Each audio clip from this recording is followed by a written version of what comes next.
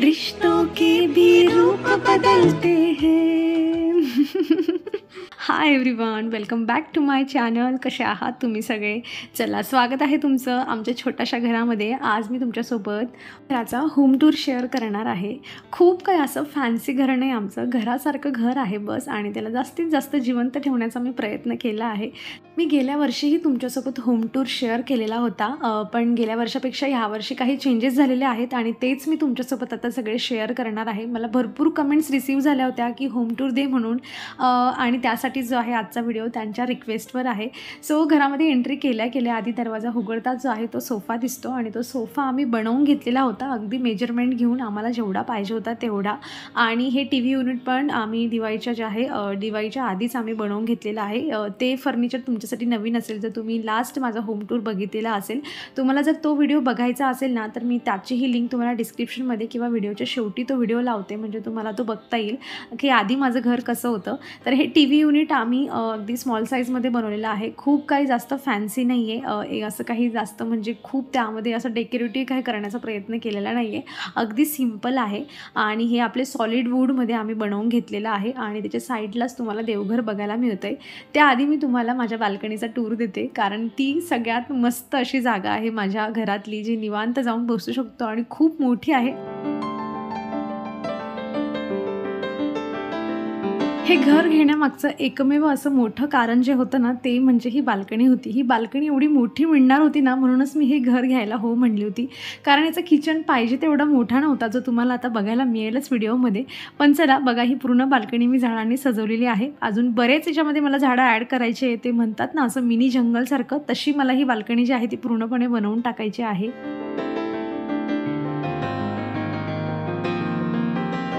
बघताय ना, तोवर तुम्हाला माझा एक रिअल एक्सपिरियन्स जो आहे तुमच्यासोबत शेअर करते. जेव्हा आम्ही हे घर नवीन घेतलं होतं ना, करोनाच्या नंतरच आम्ही हे घर इथे म्हणजे शिफ्ट झालो होतो आम्ही, आणि तेव्हापासून मी जसं प्लांट्स म्हणजे मला इंटरेस्ट आला ना गार्डनिंगमध्ये.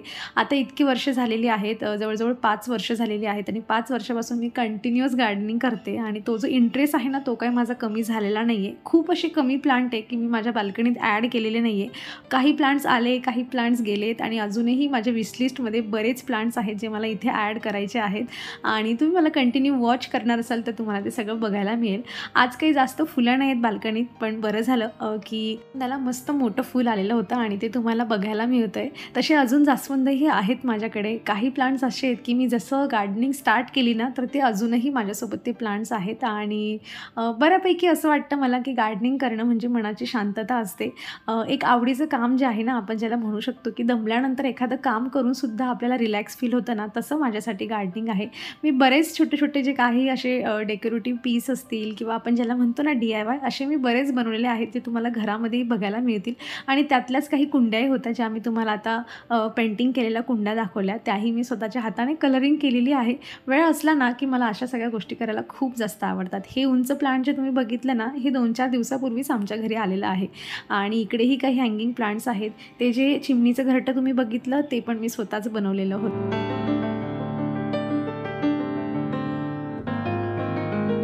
हँगिंग प्लांटर्स तुम्ही बघतायत ना, तर ती मी दोरीमध्ये गुंफून त्यामध्ये ठेवलेली आहेत, जेणेकरून ते सिक्युअर राहिली पाहिजे, खाली पडायला नको. आणि म्हणजे कधीही असं पडू शकतं, त्या हिशोबाने मी त्या पद्धतीने दोरी गुंफून मग जे आहे ना, त्यामध्ये ती प्लांटर ठेवलेली आहेत. आणि आता चला, जसं मी तुम्हाला सांगितलं होतं की मी तुम्हाला बाल्कनी दाखवल्यानंतर जे आहे माझं देवघर दाखवणार आहे. सो अशा पद्धतीने आम्ही पुढच्या रूममध्ये जे आहे ना, इथे देवघर बनवून घेतलेलं आहे. हे उंच आहे खूप, म्हणजे जोवर भिंत असते ना तितकं हे उंच आहे. आणि आम्ही हे सगळं म्हणजे पूर्ण डिझाईन वगैरे करून, कशा पद्धतीने पाहिजे सगळं, कसं काय मेजरमेंट करून तसं सगळं बनवून घेतलेलं होतं. हा जो डोअर तुम्ही बघितला, तर तो असा ओपन झाल्यानंतर मध्ये जातो, जेणेकरून तो रस्त्यात येणारा नाही, कारण तिथूनच जे आहे माझा किचनचा एंट्रन्स आहे. आणि अशा पद्धतीने जे आहे ते माझं छोटंसं देवघर आहे.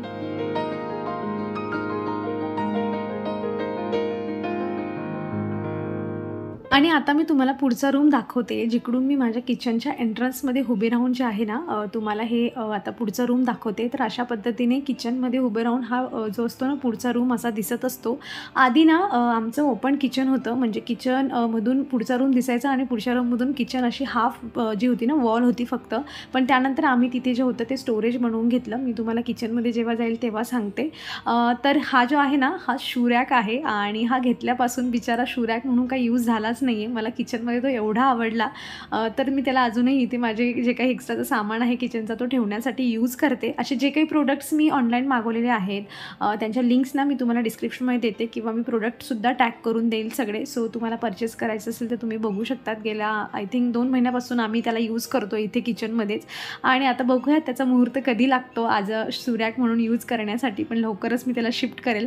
पण तुम्हीच सांगा किती छान दिसतोय तो इथे किचनमध्ये. त्यावर माझा थोडा छोटा मोठा सामानही भावलेला आहे आणि आता जिथे शू रॅक होता तिथे उभं राहून जे आहे अशा पद्धतीने माझं हे किचन दिसतं. एल शेपमध्ये आहे आणि मी ट्राय केलं आहे की माझ्या पूर्णच घरामध्ये जे आहे ते व्हाईट कलरचं फर्निचर घेण्यासाठी आणि काही कलर कॉम्बिनेशन करायचाच असेल तर मग वुडन कलर जो आहे तो मी प्रेफर केलेला आहे. कारण मला असं वाटते की जास्त कलरमध्ये खेळायला गेलो ना की मग खूप जम्बलिंग होऊन जाते. त्यात रूम्स छोटे असतात त्यामुळे मग अजून कलर कॉम्बिनेशन काही करायला गेलो तर रूमही खूप कॉम्पॅक्ट आणि छोटा दिसायला लागतो. त्यामुळे व्हाईट असा कलर असतो की तो आपला स्पेस जो आहे तो अजून थोडा मोठा दिसण्यासाठी मदत करतो म्हणजे. आणि बऱ्याच वेळा मला कमेंट जे आहेत रेग्युलर व्लॉगमध्ये रिसीव होतात की ह्या ज्या शेल्फ आहेत तू कुठून घेतल्या आहेत ना ते आम्ही फर्निचर बनवतानाच पूर्ण मेजरमेंट करून आम्ही बनवून घेतलेल्या होतात. तशा ऑनलाईनही मिळत असतात पण आपल्याला पाहिजे तशा कलरमध्ये किंवा साईजमध्ये मिळत नाही. त्यामुळे कार्पेंटर करून बनवून घेणंच कधी पण मला असं वाटतं की जास्त जे आहे ते बेटर राहील. आणि जे मी तुम्हाला सांगितलं ना की आमचं ओपन किचन होतं सो हा वरचा तुम्ही जेवढा स्टोरेजचा एरिया बघताय ना हे कपाटी काचेची कपाटी ते सगळं ओपन होतं. आधी आम्ही तिथे एक भिंतीसारखा लुक क्रिएट करून किचनमधून त्यामध्ये स्टोरेज करून घेतलं आणि तिकडे हॉलमधून जर बघितलं तर ती एक भिंत वाटते. अशा पद्धतीने आम्ही तिथे जो स्टोरेज आहे तो बनवून घेतलेला होता. कारण जवळजवळ 4 वर्ष आमचं ओपन किचनची जी लाईफ होती ती जगून झालेली होती. म्हटलं आता किचनमध्येही स्पेस पाहिजे आपल्याला म्हणूनच आम्ही जे ओपन किचन होतं त्याला क्लोज करून टाकलेलं. आणि हा अशा पद्धतीने छोट्या मोठ्या वस्तूंनी जी आहे ती माझं किचन मी डेकोरेट करण्याचा प्रयत्न केलेला आहे. शेवटी प्रत्येक किचनची प्रत्येक घरामधली एक कहाणी असते. त्यामागच्या वस्तूंची जी असते ती एक स्टोरी असते. कसं काय आपण त्याला घेत असतो त्यामागच्या ज्या फिलिंग्स असतात त्या प्रत्येकाच्या वेगवेगळ्या असतात आणि तशाच माझ्या काही आहेत आणि त्या सगळ्या ज्या काही फिलिंग्स असतात मी तुम्हाला डेलीच्या व्लॉगमध्ये तुमच्यासोबत शेअर करत असते. सो चला हा छोटासा किचन आहे आणि याची खिडकी जी आहे इथून मात्र खूप छान मस्त हवाई येते आणि व्ह्यू मीच छान क्रिएट करून ठेवलेला आहे की मला स्वयंपाक करताना माझी हिरवीगार झाडं जी आहेत ती बघायला मिळतील आणि किचनमधून जवळजवळ पूर्ण बाल्कनीज जी असते ना ती माझी दिसते. सो असा होता माझा हा छोटासा किचन.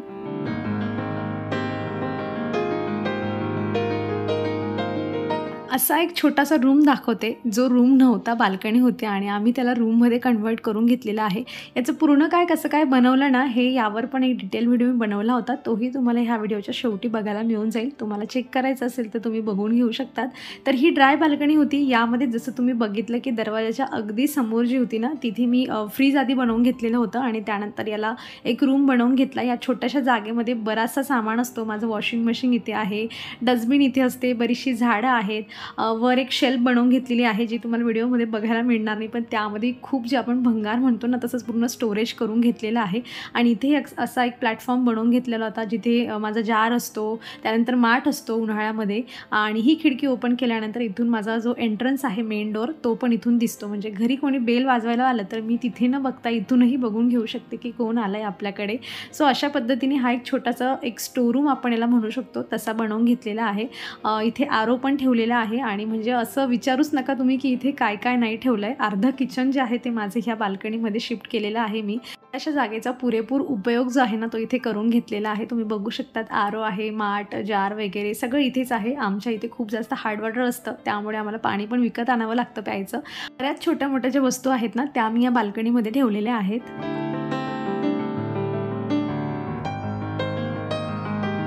आमचा 2 BHK फ्लॅट आहे. बऱ्यापैकी मी एक बेडरूम जो आहे तो तुम्हाला कधी जास्त दाखवत नाही, पण आज तुमच्यासोबत होम टूरमध्ये शेअर करते. जो व्हाईट कलरचा इथे डोअर जो तुम्ही बघताय तर तो कॉमन टॉयलेट बाथरूम आहे आणि त्याच्या लागूनच जो हा एक बेडरूम आहे. तर तो म्हणजे आम्ही असा एकदम फिक्स असा ठेवला आहे की हा पियासाठी जो आहे तो फ्युचरमध्ये तिच्या हिशोबाने जे आहे ते इथे बनवायचं, तिला हवं तसं फर्निचर, तिच्या आवडीचा कलर कॉम्बिनेशन असं सगळं घ्यायचं. लग्नानंतर आम्ही हे छोटंसं कपाट घेतलं होतं, ते अजूनही इथे ठेवलेलं आहे.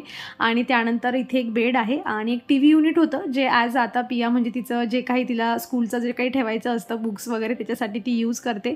जास्त काही हा बेडरूम आमचा यूज होत नाही, त्यामुळे आम्ही इथे अजून काहीही केले नाही. जे काही जुनं होतं तेच सगळं इथे ठेवलेलं आहे. पियाच्या पप्पांचं वर्क फ्रॉम होम चाललं आहे सध्या तरी, त्यामुळे तेच दिवसभर इथे बसलेले असतात आणि म्हणून माझं काही या रूममध्ये एवढं काम नसतं आणि म्हणून व्हिडिओमध्येही माझं दाखवणं होत नाही. तुम्हाला बघून आश्चर्य वाटत असेल, जो मला नेहमी बघतो. हा सगळा पियाचा सामान व्यवस्थित ऑर्गनाईज करून ठेवलेला आहे, तोही एवढ्या कमी क्वांटिटीमध्ये. नाहीतर तुम्हाला पियाचा स्वभाव तर माहीतच आहे, तिला आर्ट क्राफ्ट करायला किती जास्त आवडतं. ह्या बेडरूमच्या बाल्कनीमधून व्ह्यू खूप सुंदर आहे, म्हणजे समोरचा जो डोंगर आहे ना तो सुद्धा दिसतो आणि ते झाडं खूप आहेत, त्यामुळे जी ग्रीनरी आहे ना त्याला बघून मन प्रसन्न होऊन जातं. ह्या खिडकीमध्ये पण मी 1-2 प्लांट्स जे आहेत ते इथे ठेवलेले आहेत. आणि चला आता तुम्हाला आमचा मास्टर बेडरूम दाखवते. यामध्ये आम्ही पूर्ण फर्निचर करून घेतलेलं आहे. दरवाजा उघडताच समोर एक जो आहे तो अटॅच टॉयलेट बाथरूम असतो तो तसा आहे आणि लगेच थोडंसं टर्न घेतला की मग बेडरूमला सुरुवात होऊन जाते.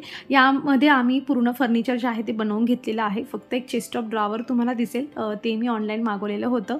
आणि ह्या पद्धतीने इथे एक मोठा जो आहे तो मिरर लावून घेतला आहे, म्हणजे पूर्ण रेडी झाल्यावर आपल्याला बघायचं असेल तर ते वॉर्डरोबच्या साईडलाच आम्ही पूर्णपणे तिथे स्टिक करून घेतलेला होता. आणि ह्या रूममध्येही पूर्ण फर्निचर जे आहे ते व्हाईट कलरमध्येच आम्ही घेतलेलं आहे.